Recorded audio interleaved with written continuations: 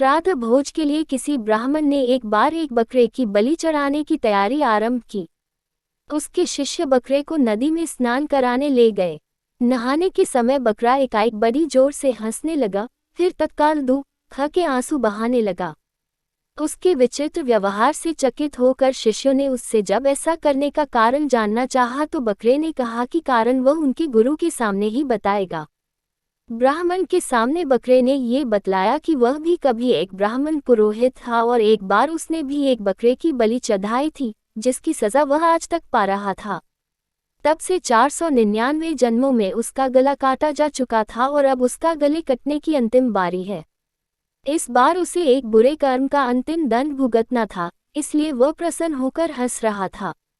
किंतु वह दुखी होकर इसलिए रोया था कि अगली बार से उस ब्राह्मण के भी सिर 500 बार काटे जाएंगे। ब्राह्मण ने उसकी बात को गंभीरता से लिया और उसके बलि की योजना स्थगित कर दी तथा अपने शिष्यों से उसे पूर्ण संरक्षण की आज्ञा दी।